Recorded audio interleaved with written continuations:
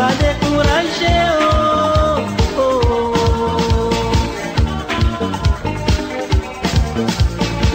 Toi ma sœur, ne sois pas découragé. Oh, oh.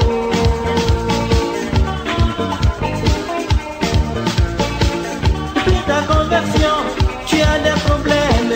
Depuis un certain temps, tu as des gros amis. Tu es rejeté par tes parents. Tu es rejeté par tous tes amis. Tu es méprisé par ton mari. Tu es méprisé même par ta femme. Mais toi, mais toi, mais toi, mais toi, oh.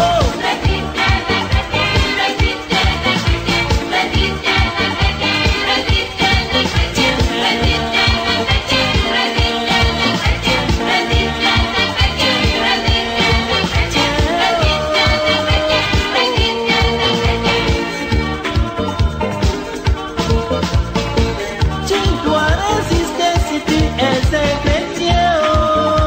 Oh, oh.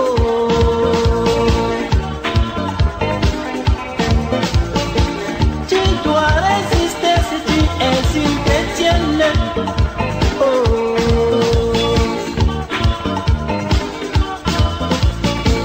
Depuis que tu as pris Jésus comme ton sauveur, tu es à jamais un enfant de Dieu. Dans ta découverte, Satan est présent, cherchant un moyen pour te terrasser. Sois fidèle jusqu'à la mort. Sois fidèle, car au ciel, au ciel, au ciel, au ciel, oh. Au ciel, oui, c'est la joie. Au ciel, oui, c'est la joie. Au ciel, oui, c'est la joie. Au ciel, oui, c'est la joie. Au ciel, oui, c'est la joie. Au ciel, oui, c'est la joie. Au ciel, oui, c'est la joie. Au ciel, oui, c'est la joie. Au ciel, oui, c'est la joie. Au ciel, oui, c'est la joie.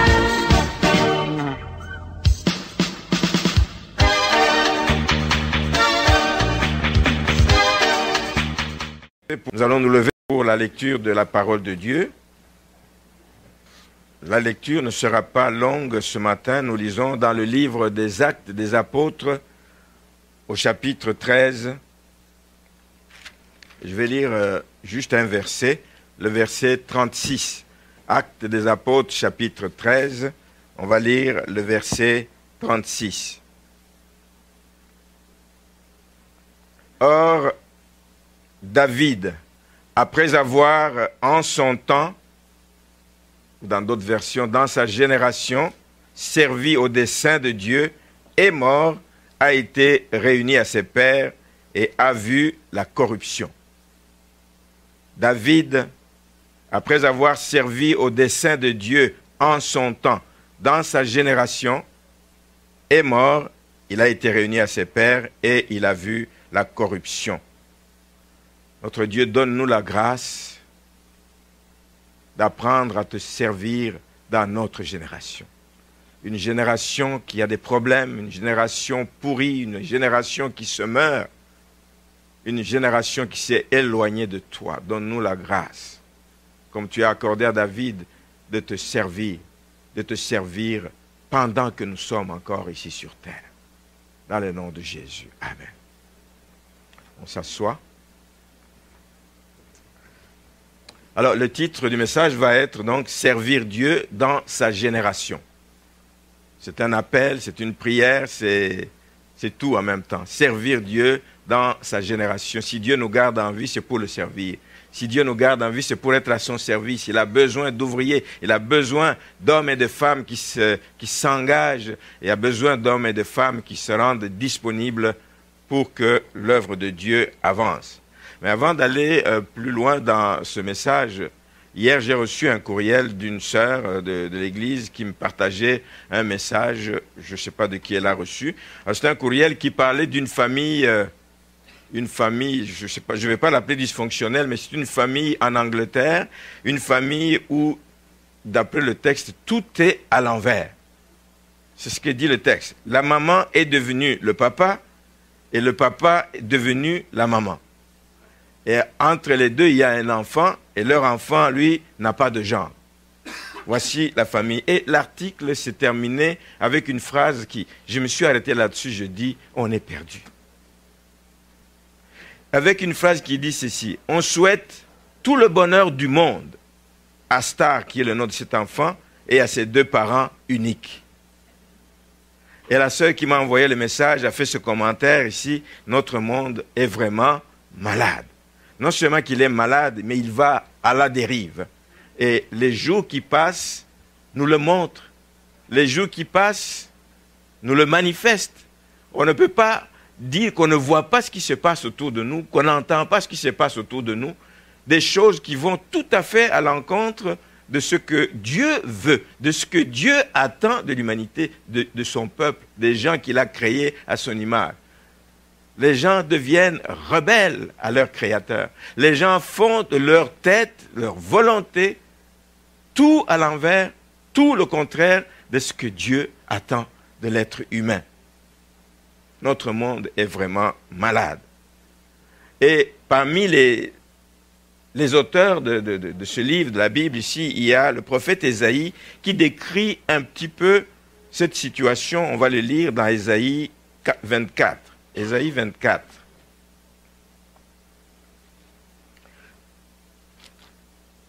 Ésaïe 24, on va lire le verset, 2 versets, 19.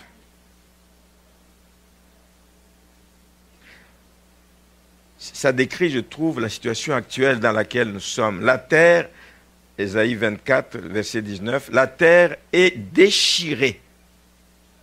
La terre se brise. La terre chancelle. La terre chancelle comme un homme ivre. Elle vacille comme une cabane. Plus tard, son péché pèse sur elle. Elle tombe et elle ne se relève plus. Voici la terre sur laquelle nous vivons. Une terre qui se détourne complètement de son Créateur. Une terre qui fait des choses tout à fait contraires à la volonté de Dieu, mais ce n'est pas étonnant parce que la parole de Dieu nous a prévenus. La terre est déchirée, elle chancelle, son péché pèse sur elle. Et oui, le péché va grandissant, le péché se multiplie dans tous les sens. La terre tombe sous le poids des péchés et ne se relève plus. Une image sombre, une image triste, c'est là l'image qui illustre les temps dans lesquels nous sommes entrés. Les temps dans lesquels nous sommes, frères et sœurs, l'ennemi fait rage. Il fait rage dans notre génération. Il fait rage sous nos yeux. Personne ne peut dire qu'il ne voit pas ce qui se passe autour de nous. L'ennemi fait rage. Mais ma question, c'est quelle est notre réaction? Face à une scène aussi sombre, quelle est notre réaction par rapport à cela? Oui, il va y avoir des gens qui tout simplement ne vont pas se sentir concernés par ce qui se passe. Ça, ce n'est pas de mes affaires. Moi, je fais ma part, chacun fait ce qu'il veut. Il y a qui ne se sentent pas du tout concernés. Il y a d'autres qui vont se sentir concernés, ils disent « Ah oui, c'est vrai, c'est triste, mais ils vont rester les bras croisés à ne rien faire. Ça ne fait pas avancer les choses. Mais il y a une troisième catégorie de personnes de laquelle je souhaite que nous fassions tous partie. C'est qu'il y a quelques-uns, un petit noyau, et le nombre, laissez-moi vous dire, n'est pas important là-dedans, parce que Dieu va regarder au cœur de ces personnes et va leur donner la force nécessaire pour faire le travail auquel ils sont appelés. Quelques personnes vont déclarer vouloir faire la différence dans ce monde. Je souhaite, frères et sœurs, que nous soyons de ces personnes. Mais comment faire la différence dans ce monde? Comment faire la différence? Il y a plusieurs choses qu'on peut faire. D'abord, c'est travailler en nous-mêmes, en faisant des efforts sur nous-mêmes, des efforts pour nous sanctifier, des efforts pour faire la différence, ne pas vivre comme le commun des mortels dans un monde impie, mener une vie pieuse. Ça relève de nous. Parce que nous savons que nous sommes observés de partout. Et si nous faisons des gestes qui sont contraires, ça interpelle d'autres personnes. La Bible dit que nous sommes appelés à être la lumière pour briller dans un monde plein de ténèbres. La Bible nous dit que nous sommes appelés à être le sel de la terre pour impacter les gens. Donner le goût aux gens de quitter ces ténèbres, de quitter les mauvaises vies dans lesquelles ils sont et d'aller vers la vie que Dieu leur destine. Nous pouvons le faire à titre personnel en portant des fruits visibles, des fruits qui parlent, des fruits dignes de la repentance, des fruits qui disent à ceux qui nous observent, j'ai affaire ici réellement à un enfant de Dieu. Il n'a pas juste le nom de chrétien. Ceux qui étaient ici, je crois que c'est mercredi ou vendredi, nous avons partagé sur les différents noms. C'était mercredi. Les différents noms que la Bible utilise pour qualifier les chrétiens. Nous sommes chrétiens, nous sommes disciples, nous sommes frères, nous sommes croyants, etc., etc. Ces choses ne doivent pas être juste des étiquettes. Ça doit refléter notre vie intérieure. Ça doit refléter ce que nous vivons, comment nous nous comportons dans la société, pour que les gens puissent dire, oui, comme Antioche, on les a appelés chrétiens parce qu'on l'a vu qu'ils vivaient comme Christ. L'exemple de Christ, on le retrouvait dans leur vie. Voici la première chose que nous pouvons faire pour faire la différence, c'est travailler, faire des efforts dans notre propre vie pour mener une vie de sanctification dans un monde impie.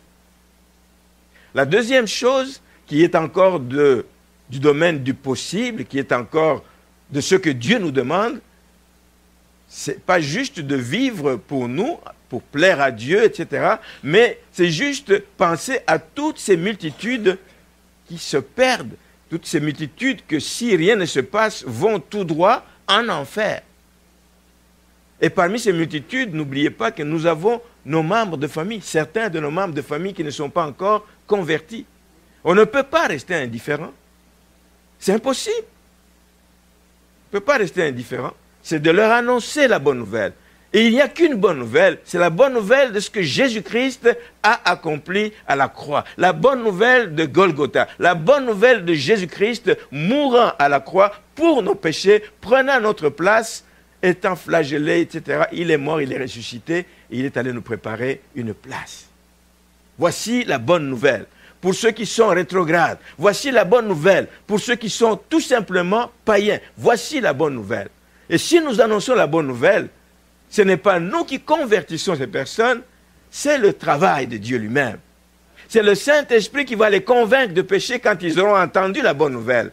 Pour avoir le salut en Jésus-Christ, il faut reconnaître son état de péché. C'est tout ce que nous devons dire. Il y a une possibilité de sortir de cet état.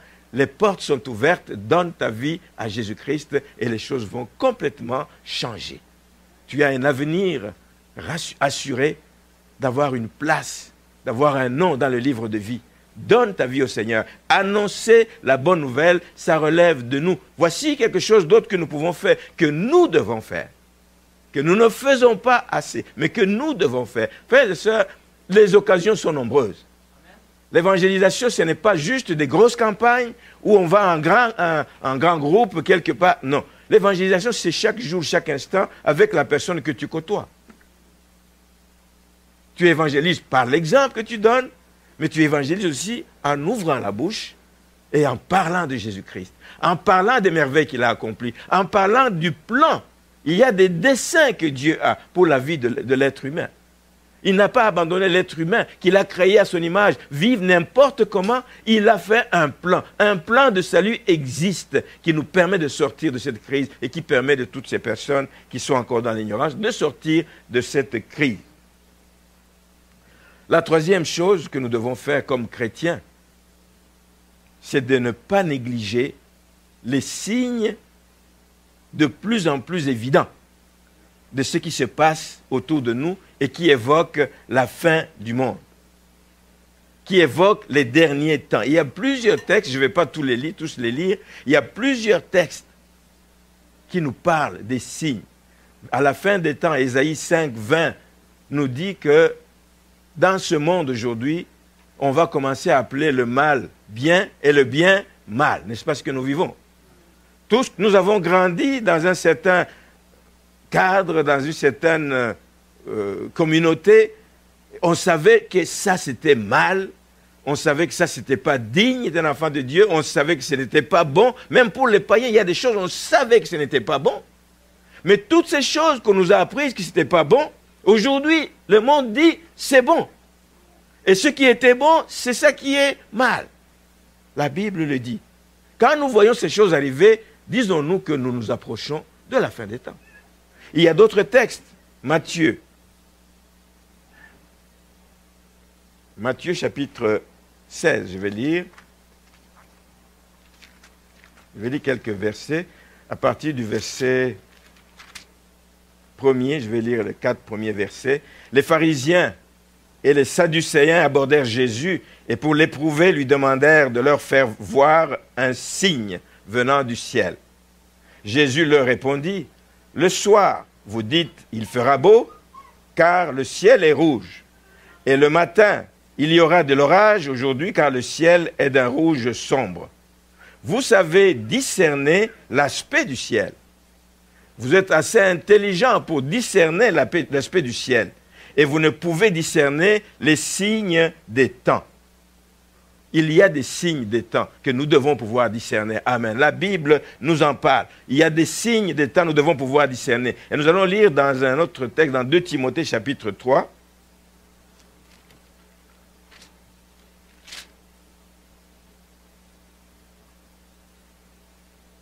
Qui nous dit, qui nous cite certains de ces signes.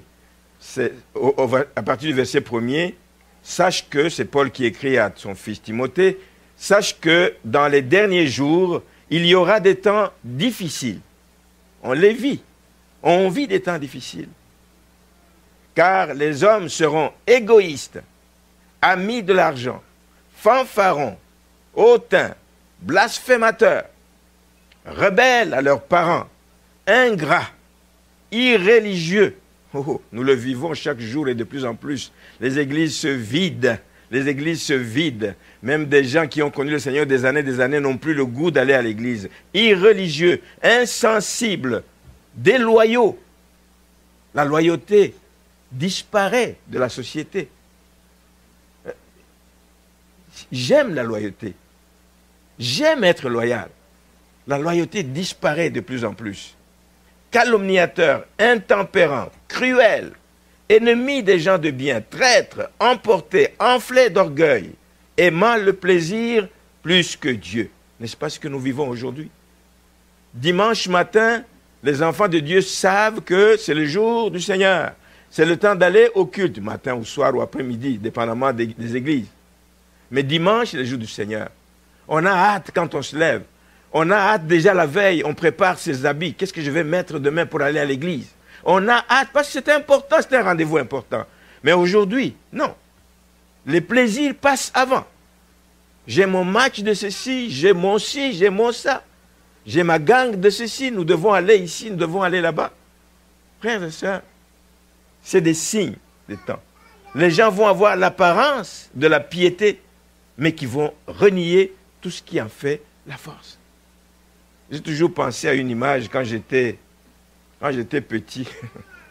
Elle sait ce que je vais dire, parce que quand j'étais petit, c'était à l'église catholique, il y a une maman, là, une dame d'un certain âge, qui vivait dans le désordre. Mais au moment de la communion, là, elle allait toujours la première, penchée comme ça. Là. Et penchée comme ça, elle a avancé.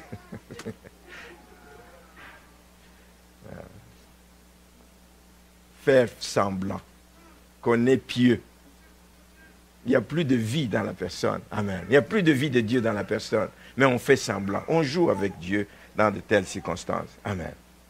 L'apôtre Pierre en parle aussi. Je vais lire 2 Pierre. 2 Pierre chapitre 3.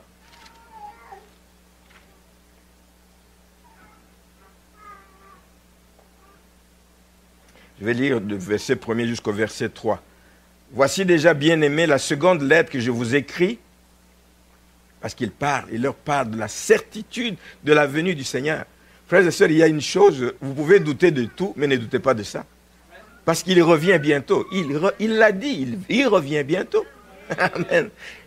La seconde lettre, c'était tellement important qu'il leur en parle.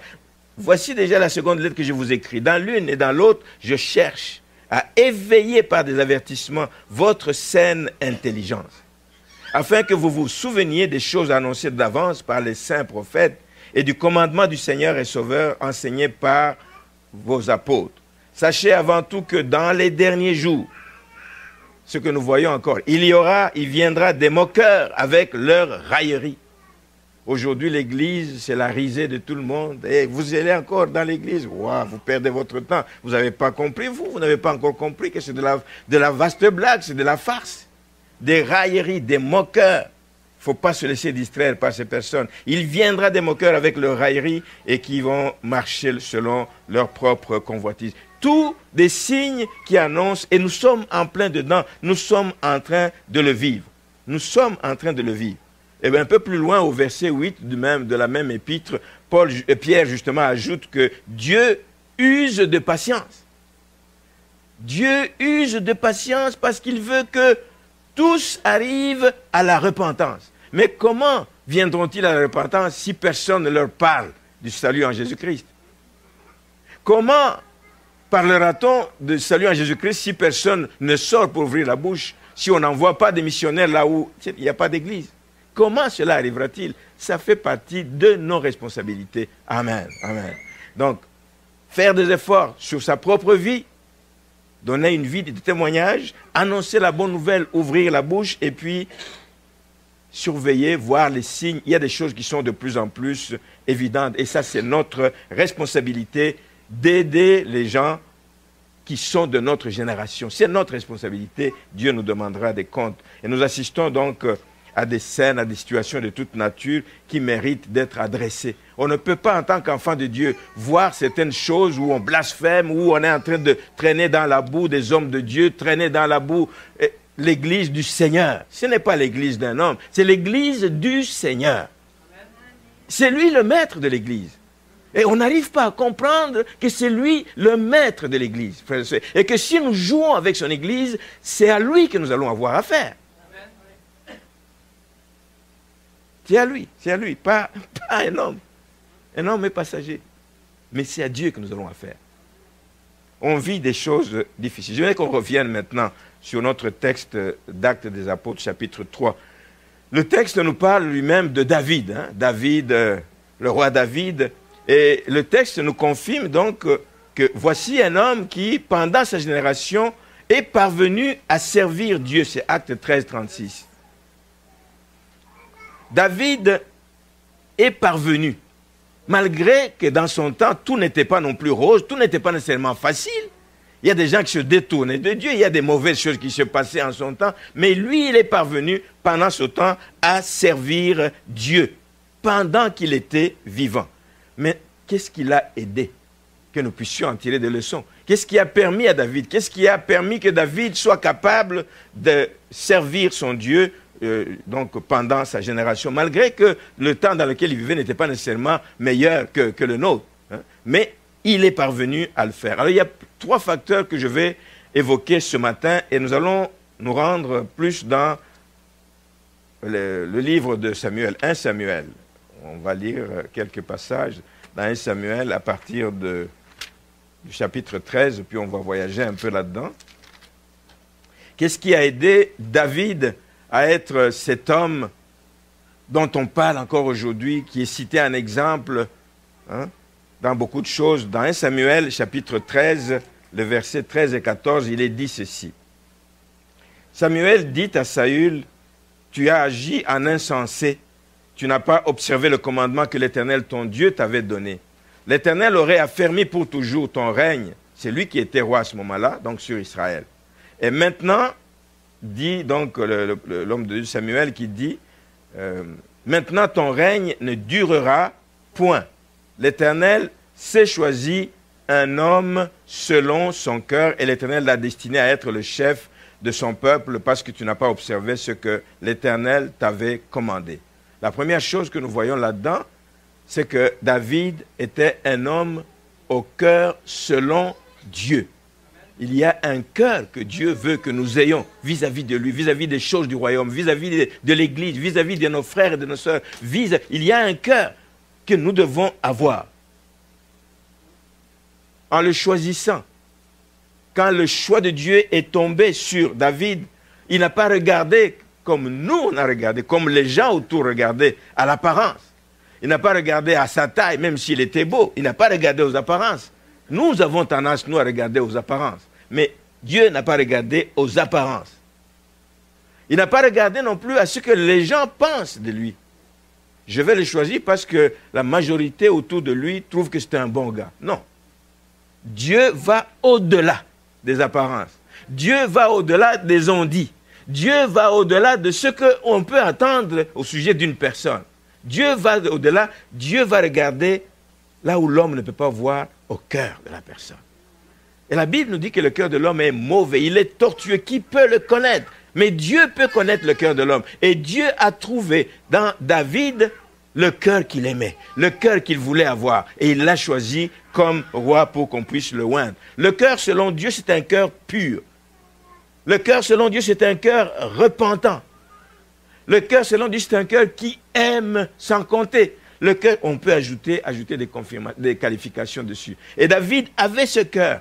Et il le confirme, parce que David avait un cœur qui aimait Dieu, avait un cœur qui était pur vis-à-vis de Dieu. Il avait un cœur qui voulait faire la volonté de Dieu. Il le confirme, qu'il ne marche pas seul, il confirme qu'il marche avec celui qui l'a appelé. Il le confirme dans le psaume 51, le verset 12. On peut lire juste un verset, psaume 51, verset 12, qui est un psaume donc de repentance, justement, après qu'il est tombé dans le péché avec Bathsheba. Donc, au verset 12, il est dit ceci. « Ô Dieu, crée en moi un cœur pur. » Crée en moi un cœur pur, ça doit être notre prière à tous. Crée en moi un cœur pur. Le cœur de l'homme est mauvais. Ton cœur, comme le mien, c'est un cœur mauvais. C'est un cœur tortueux. Qui peut le connaître? La prière, crée en moi un cœur pur, renouvelle en moi un esprit bien disposé. Ça continue, parce que c'est des paroles d'ailleurs d'un chant. Ne me retire pas ton esprit, rends-moi la joie de ton salut. C'est un chant que vous connaissez. Crée en moi un cœur pur. Le cœur selon Dieu, c'est un cœur pur. C'est un cœur qui marche selon la volonté de Dieu. C'est un cœur qui a de bonnes dispositions par rapport à ce que Dieu lui demande de faire. De bonnes dispositions. Quand Dieu te demande, tu ne discutes pas avec Dieu, tu fais ce que Dieu fait. Voici le genre de cœur que Dieu veut avoir. Et c'est ça qui a aidé David. Créez en moi un cœur pur. Si vous voulez impacter vous aussi, des gens autour de vous, si vous voulez impacter votre génération, si vous voulez veiller sur votre cœur, c'est la chose à faire d'ailleurs, veillez sur votre cœur plus que toute autre chose. Là, vous allez pouvoir impacter les gens autour de vous. Le cœur de l'homme est dur. Mais Dieu veut un cœur pur. Amen. Le cœur de l'homme est fermé. Mais Dieu veut un cœur qui est ouvert à son action. Puissions-nous nous disposer que le Seigneur travaille dans nos cœurs. Qu'il fasse de nos cœurs un cœur qui soit malléable, comme une pâte entre les mains du potier. Un cœur qui soit disponible. Quand Dieu veut envoyer quelqu'un, qu'on puisse répondre comme Ésaïe. Me voici, envoie-moi. Et il n'y a pas qu'Isaïe, il y a beaucoup de gens dans la Bible. Dieu leur dit de partir, me voici. Dieu demande à Abraham de sacrifier son fils. Abraham, me voici. Prêt à tout. Des cœurs comme ça que Dieu recherche. Envoie-moi. Envoie-moi sans condition. Envoie-moi sans beaucoup de questions. Mais oui, mais tu m'envoies où? Mais pourquoi tu m'envoies? Pourquoi tu n'envoies pas tel autre? Non. Me voici, envoie-moi un cœur selon Dieu. Amen. Le deuxième facteur, nous voyons au chapitre 16 de 1 Samuel chapitre 16. On va lire un verset, le verset 13.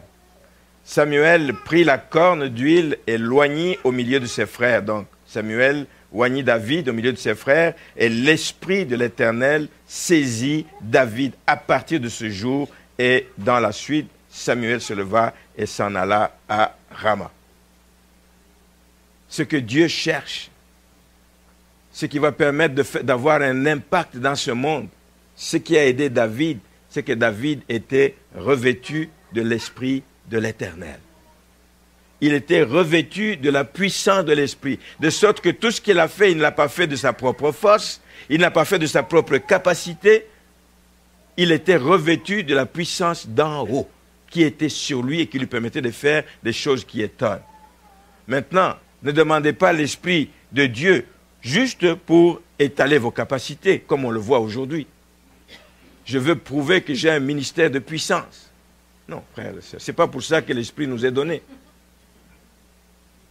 L'Esprit nous est donné pour que nous fassions la volonté de Dieu, mais pas pour étaler la capacité, pas pour nous mettre en valeur, comme on le voit beaucoup de plus en plus. Pas pour faire des spectacles non plus, comme on en voit de plus en plus.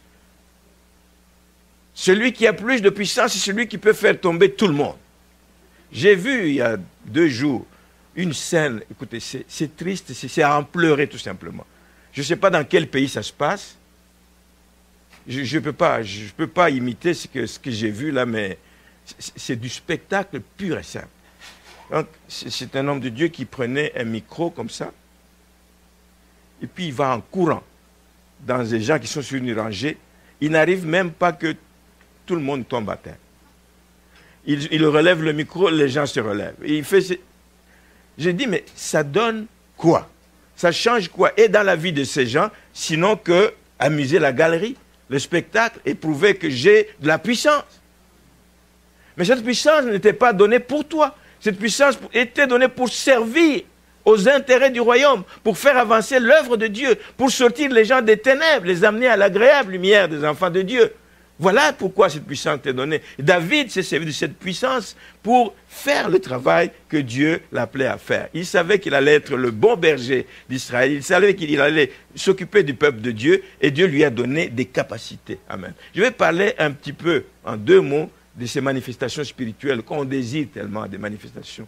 J'ai souvent entendu, on veut du surnaturel chez nous aussi. Mais le surnaturel, on ne télécommande pas.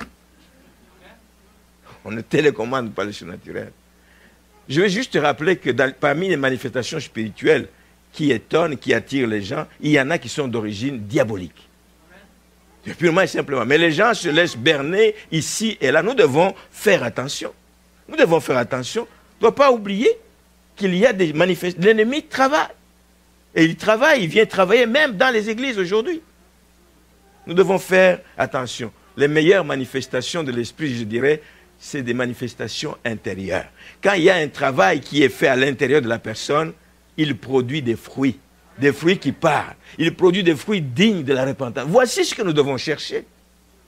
Être touchés au plus profond de notre être. Que l'Esprit nous convainque de péché, qu'il nous convainque que nous ne marchons pas selon les voies de Dieu, des dispositions intérieures, ce que la Bible appelle les fruits de l'Esprit. Ils sont évoqués dans Galates. L'amour, la joie, la paix, Galates 5, 22, 23, la patience, la bonté, la bienveillance, c'est des choses intérieures. Quand ces choses sont en nous, ça se répercute sur l'extérieur. Ça se répercute sur l'extérieur. Ça ne veut pas dire qu'il ne doit pas y avoir de manifestations extérieures, mais on recherche tellement des choses pour voir avec nos yeux. Mais que le Seigneur travaille d'abord en nous, qu'il nous façonne, qu'il nous façonne. La puissance de l'Esprit qui nous est donnée, frères et sœurs, c'est pour permettre à une personne, à une église, d'exécuter les mandats que Dieu lui a confiés. Quel est le mandat de l'église? Allez, faites de toutes les nations des disciples. Allez, faites de toutes les nations des disciples. Oui, en faisant ce travail, on va pouvoir guérir des malades ici, on va pouvoir prier pour des gens, les gens vont être sauvés. Toutes ces choses vont arriver, mais la mission première, c'est de faire des disciples. On a mis ça de côté, mais tout le monde court derrière la puissance, la puissance, la puissance. Je n'ai rien contre. Mais si Dieu trouve qu'on en a besoin, il va donner cette puissance au moment opportun pour le travail que nous faisons. Amen. Merci Seigneur. La puissance de l'Esprit, c'est pour exécuter les tâches qui nous sont assignées. Et David s'en est servi. Amen. Il savait ce qu'il devait faire. Et il savait que tout ce qu'il faisait, il le faisait avec et grâce à l'Esprit de Dieu qui était en lui. L'Esprit de Dieu était pour lui un partenaire. Il ne pouvait rien faire sans l'Esprit de Dieu. L'Esprit de Dieu était comme un partenaire. Il était conscient. Il était conscient. C'est pour ça que devant les dangers, il n'avait peur de rien. Quand il en parle, lui, dans 1 Samuel 17, le verset 37, qui parle comment l'Éternel m'a délivré de la gueule des lions. Tout petit enfant, il avait une puissance que personne ne pouvait expliquer. C'est Dieu en lui qui permettait qui puisse combattre contre les lions et l'ours et veiller sur le troupeau. Dieu le préparait pour autre chose. Ce n'était pas le troupeau des moutons qu'il le préparait pour sa bergerie à lui. Amen. Merci Seigneur. 1 Samuel 17, 46, 47 aussi, lorsqu'il est en face de ce géant, de Goliath, il est confiant. Frères et sœurs, ça revient à ça. Il est confiant. Il n'a pas regardé à sa petitesse, il n'a pas regardé à sa taille, il n'a pas regardé à son âge, il n'a pas regardé à la taille de l'autre personne, mais il savait que celui qui était en lui était puissant, était capable, parce que lui, David, marchait au nom de l'Éternel des armées. L'autre marchait selon sa force, selon les armes et les lances, mais lui marchait au nom de l'Éternel des armées. Il se dit, je suis maintenant, là, le travail que je vais faire, je suis un ambassadeur. Je suis un ambassadeur. Un ambassadeur, on les appelait dans le temps des ambassadeurs plénipotentiaires. C'est-à-dire que c'est des gens qui sont pleins de pouvoir. Et le Saint-Esprit est avec nous quand nous faisons le travail qu'il nous assigne de faire, qu'il nous envoie faire. Le Saint-Esprit est avec nous. Et lui, il dit, quand il parle tellement avec assurance, quand il parle à Goliath, dans le 1 Samuel 17, le verset 46 et 47, voici ce qu'il dit. David, au verset 45, David dit aux Philistins, « Tu marches contre moi avec l'épée, la lance et le javelot, et moi je marche contre toi au nom de l'Éternel des armées, du Dieu de l'armée d'Israël, que tu as insulté. C'est lui qui m'a oint, c'est lui qui m'a rempli de l'esprit, de son esprit. Je marche avec l'Esprit de Dieu. Aujourd'hui, dit-il, l'Éternel te livrera entre mes mains et je t'abattrai et je te couperai la tête. Quelle assurance! Aujourd'hui, je donnerai les cadavres du camp des Philistins aux oiseaux du ciel et aux animaux de la terre. Et la dernière partie qui m'intéresse est toute la terre. Toute la terre, la preuve c'est qu'aujourd'hui nous le savons, aujourd'hui on en parle. Toute la terre saura qu'Israël a un Dieu.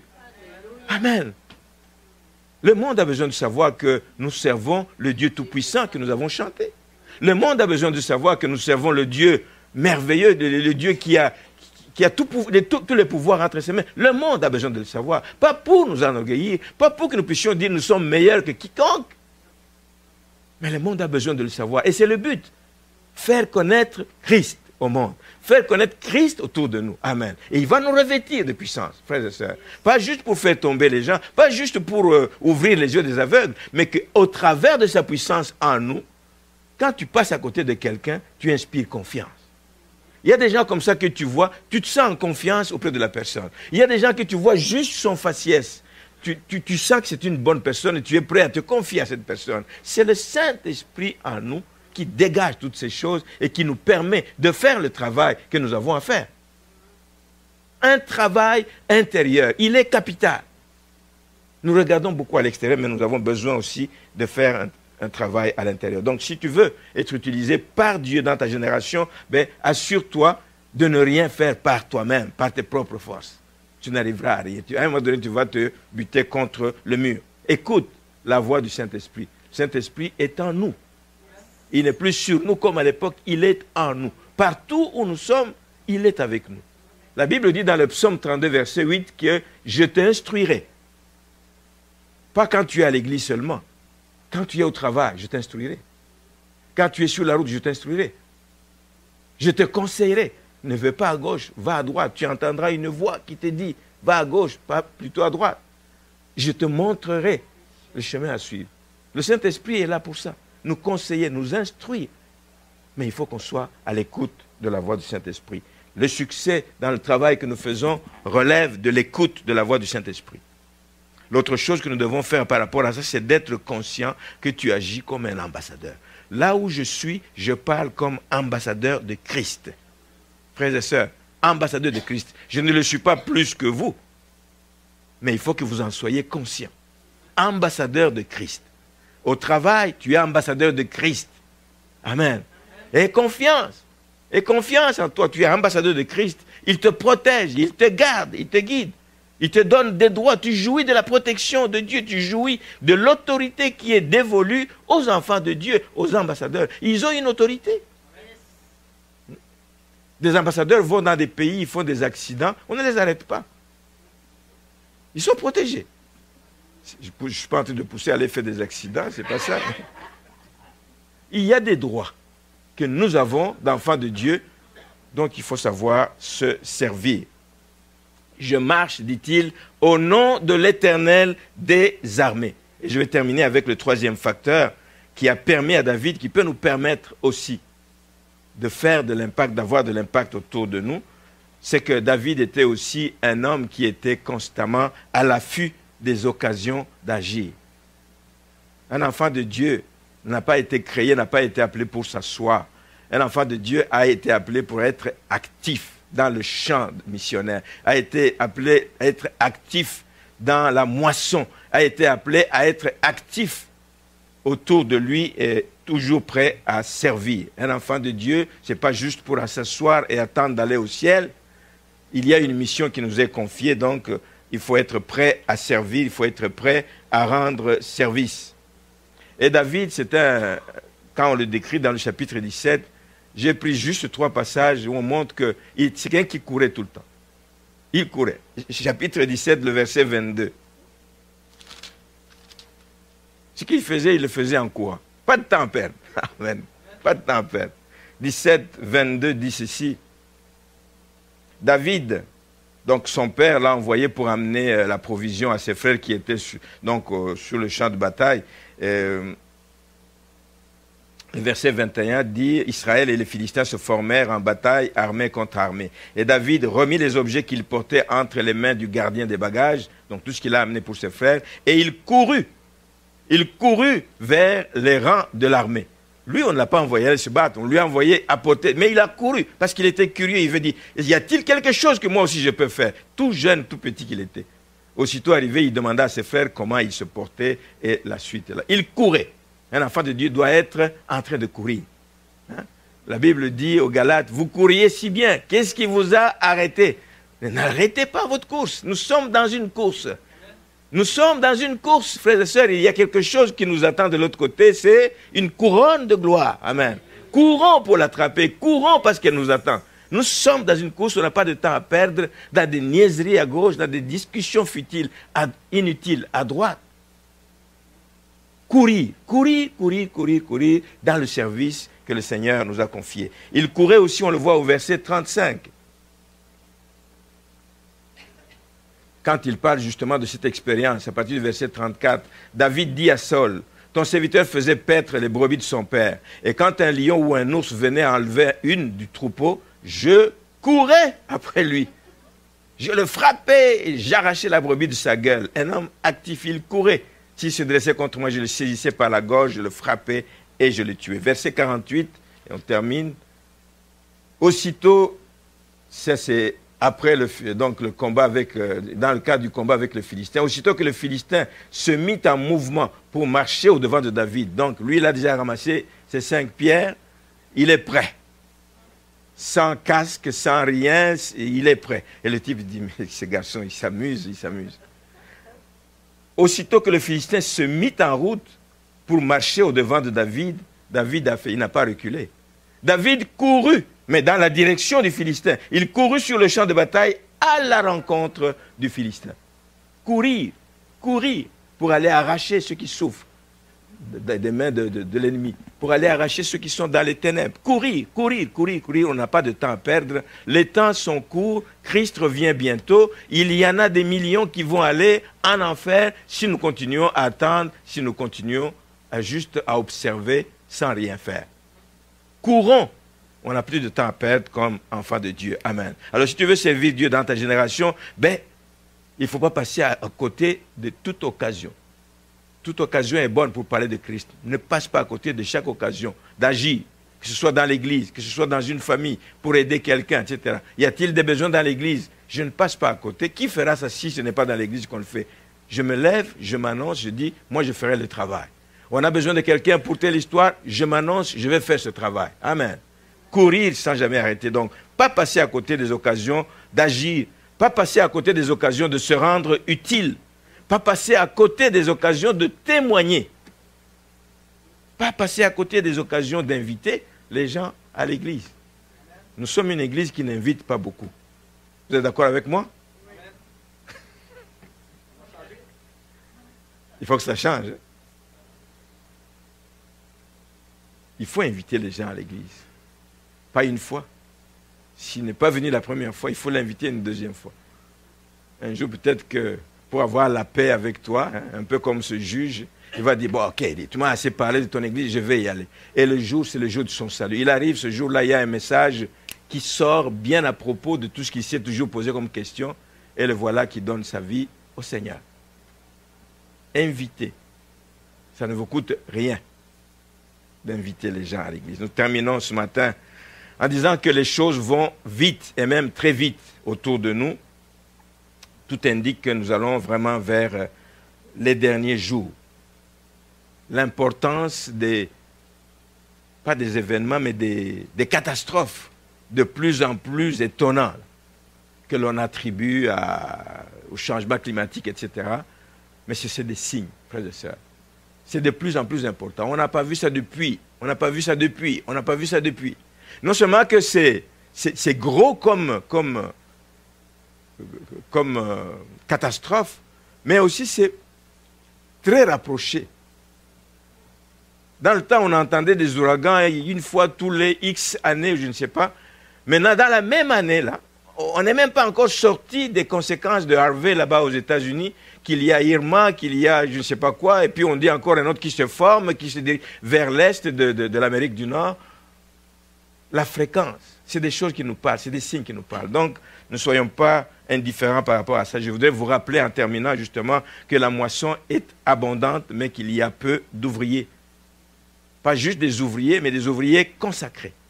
Des ouvriers qui sont fermes dans leur engagement. Ça sert à quoi quand on fait appel, on a besoin de gens pour aller à l'école de dimanche?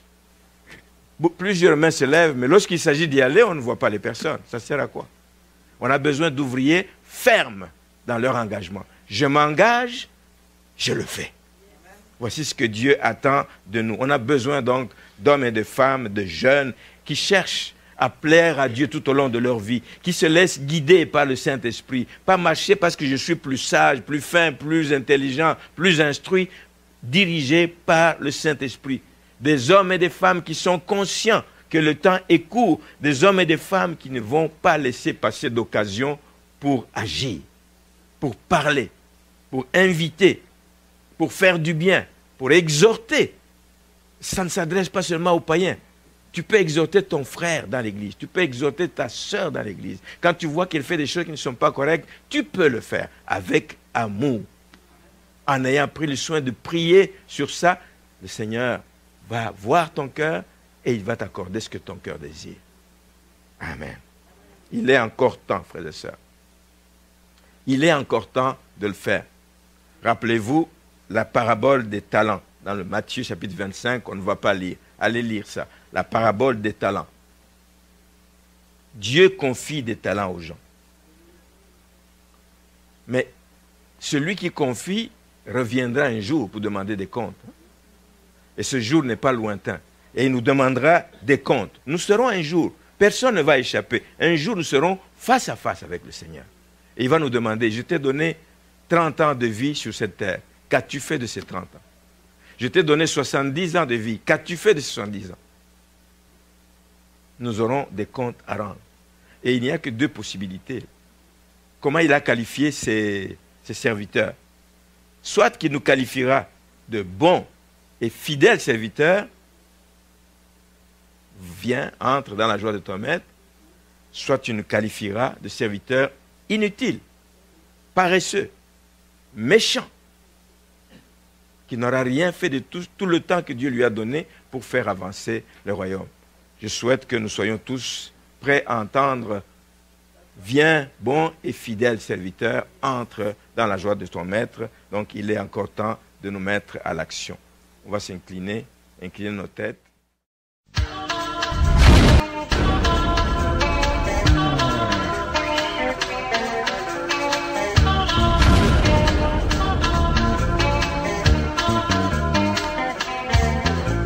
Oh oui,